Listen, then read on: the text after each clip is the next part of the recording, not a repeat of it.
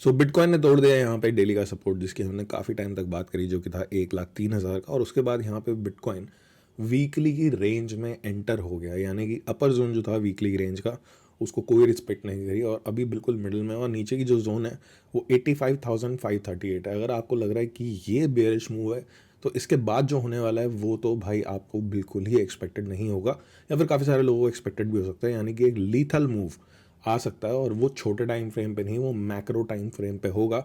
इसके लिए हमें ये देखना है कि बीटीसी भाई यहाँ पे विक बना दे, एक बाउंस ले ले, तो भी मैं यहाँ पे बुल सीजन तो कॉल नहीं करूँगा। मैंने आपको पहले ही बोला था अपनी वीडियोस में, भाई 1,03,000 टूटा तो मेरे हाथ खड़े ही हैं।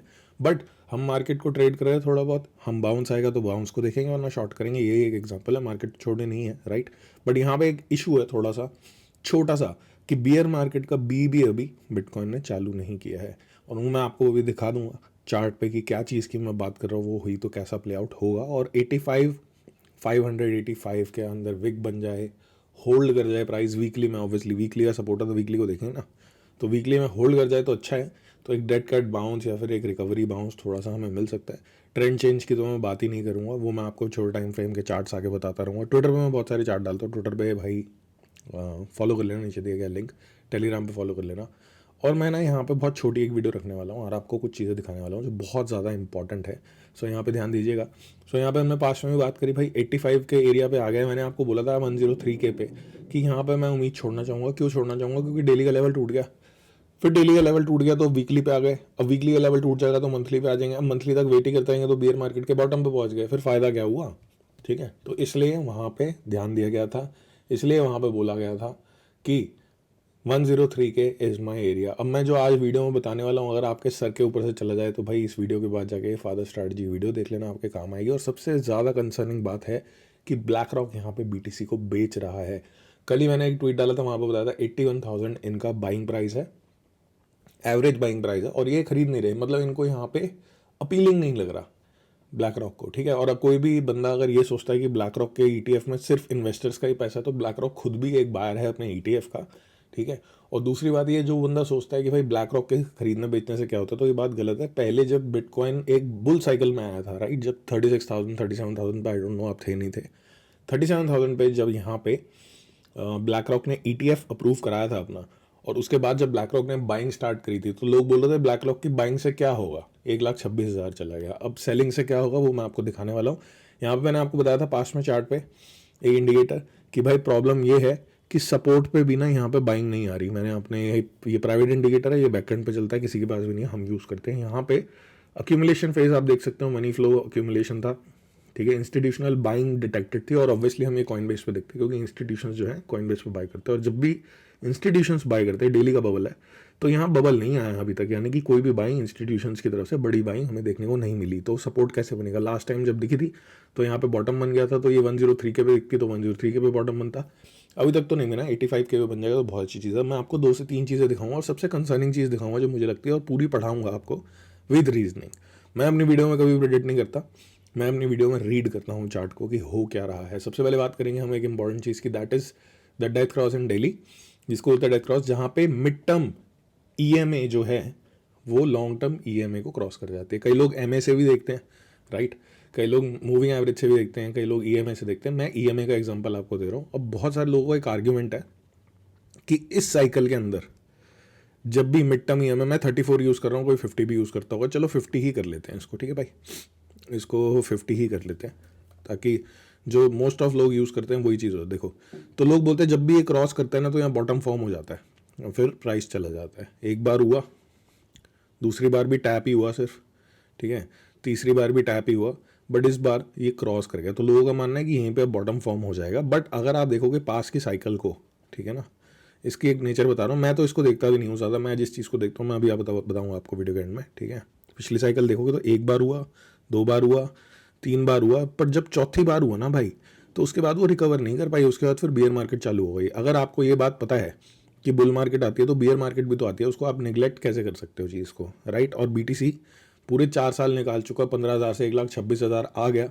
आई नो ऑल्ट्स में नहीं हुआ, बट बीटीसी को देख रहे हैं हम तो, क्योंकि बीटीसी मैंने आपको बताया था लास्ट वीडियो में, अगर आपने लास्ट वीडियो नहीं देखी तो देखना इस वीडियो के बाद जाके, कुछ चार्ट्स बताते हैं कि ऑल्ट्स में ज़्यादा स्ट्रेंथ है, पर उसके लिए बीटीसी को एटलीस्ट सस्टेन या बाउंस तो होना ही पड़ेगा, वरना यहाँ पे ऑल्ट्स कुछ भी नहीं कर पाएंगे। ये तो बात हो गई भाई ईएमए की, ठीक है। अब यहाँ पे एक बहुत फ़नी बात बताता हूँ जो मैं देख रहा हूँ मार्केट में होती हुई, मैं नहीं यूज़ करता बट कुछ लोग यूज़ करते हैं, सिंपल मूविंग एवरेज, ठीक है। SMA 50 को बहुत लोग यूज़ करते हैं वीकली में, और बहुत सारे लोग ना इसकी एनालिसिस दे रहे थे थोड़े दिन पहले तक, जब तक ये टूटी नहीं थी तब तक इसको सपोर्ट की तरह रेड ले लेते हैं, रेड इंपॉर्टेंट कलर होता दिखता है ना। अब यहाँ देखो, अब कुछ लोगों का ये कहना था कि इस साइकिल के अंदर SMA 50 के नीचे तो गए नहीं, तो ये सपोर्ट है, इसके नीचे वीकली क्लोजिंग हो गई तो फिर जाएंगे। वीकली क्लोजिंग हो गई तो क्या बोल रहे हैं कि सबको पता था SMA 50 के नीचे बियर मार्केट आती है, अब क्लोज हो गई है तो सबको पता है बियर मार्केट है, तो यहाँ पे बियर मार्केट नहीं आएगी। और इसी तरीके से अब सब ये सोच रहे हैं कि अब ये बुल मार्केट है, ये इनवैलिडेट हो गया। भाई जो तुम्हारी वैलिडेशन है उसको तुम कैसे हटा सकते हो खुद ही चार्ट से, मेरी तो है भी नहीं। मेरा 1,03,000 पे AOR सपोर्ट था जो मैंने यहाँ पे बना रखा, मेरा वो किसी EMA से नहीं था, किसी MA से नहीं था, बट जो लोग इसको एज अ बेयरिश साइन देख रहे थे वो खुद ही इग्नोर करने लग गए कि अब तो सबको पता है काम नहीं करेगी, ठीक है। दैट्स अ पर्सनल चॉइस, जिसको जैसा ठीक लगे, राइट। अब यहाँ पे आती है मेन गेम मंथली की भाई, ठीक है। मंथली से हम यहाँ पे एक इंडिकेटर हटाएंगे। अगर आपने father and son strategy video नहीं देखी तो देखना। अब मैं आपको एक चीज़ समझाऊंगा, मैं चार्ट पे नहीं हूँ, मैं आपको एक चीज़ समझाऊंगा, थोड़ी सी ध्यान देना दोस्त, है ना, थोड़ी सी ध्यान देना।